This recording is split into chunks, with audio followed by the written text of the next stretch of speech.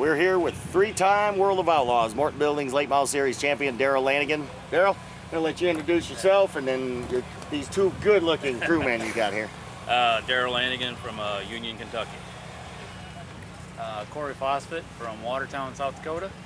Adam Logan from Hartsville, Alabama.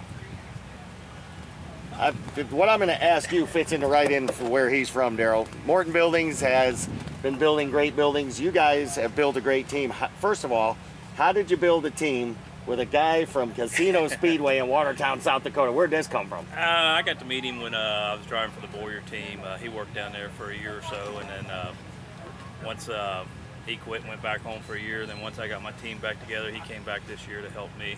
So, and Adam, he's been with me for, well, he fell in love, got lost for a little while. But Imagine that.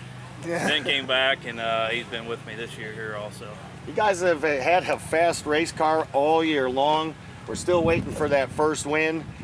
Have you still stuck with the original car you broke out in February? It's still the original car, just working on some different setup stuff. I don't know, I feel like sometimes I race too old school stuff, just things that you knew worked back then, but I mean, it just don't work now. So kind of things has got to change a lot, and then like I said, just trying a bunch of different things and just trying to get on the right path.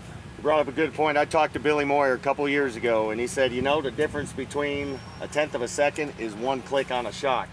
That's how much we have moved along engineering-wise into this sport. How do you keep up with all this? How do they keep up with you? How do you let them know, okay, we got to change this because this has happened now?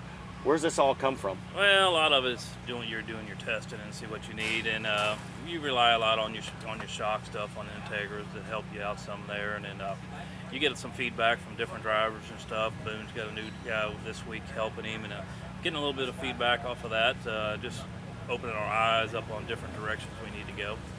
I know, guys, Darrell's a perfectionist. He wants everything just so. I see you guys cleaning, I see you guys wrenching, I see you guys grooving, I see you guys doing everything. He's got to be probably one of the most hard-nosed bosses to work for because he demands perfection, but he's got to be one of the best because he achieves perfection. Couldn't have said it better myself. Yeah, I mean, That's it. when you got a nice place to work in, Yep.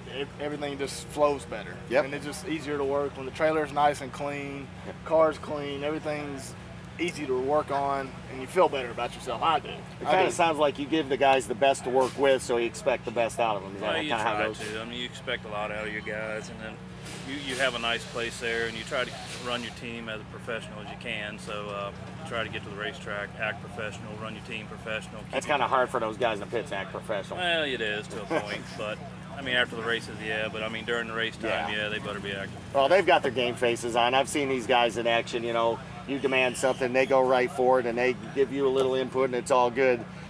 I guess my biggest question to you is, yeah, you've got wins outside the tour. Why stick with this primary car? Is it that good of a race car, or are you just bound to determine this car is going to win? Well, I mean, I think that just the other car is the same car. I mean, we've raced it one time. It's a decent car too. So, I mean, like I said, they're both the same cars, and I get stuck with one car, and I just try to stay with it. You know what I'm saying? You know what it likes, and you know what it needs, so you just stick with it. Every car is a little bit different, so you just try to stay with one car. Final question, guys.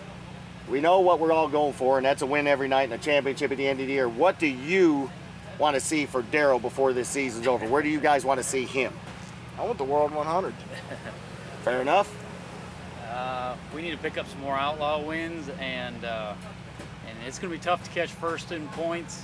It's attainable, but it's going to be very, very tough. So we need to at least cement ourselves and run second in points this year. I know you come every night to win. You don't come to run second. What do you see for yourself? What do you want to have done when we close this season out? You know, I mean, second still. I mean, we're like I said, we're second right now, and I mean, hopefully we can stay there. Have a good. I mean, Sheffy's pretty much on his own right there, which everybody knows that. So this year is pretty much done for the championship. But I mean, second's still up for grabs. So hopefully we can get our program going and keep in second.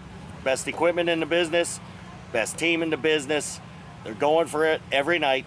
It's going to come to them. Darrell, thank you. Thank you. Boys, continue the good work. Thank you. And we would do work out with Morton Building. There it is. You heard it right here. Darrell Lanigan and the Darrell Lanigan Racing 29 team looking to win.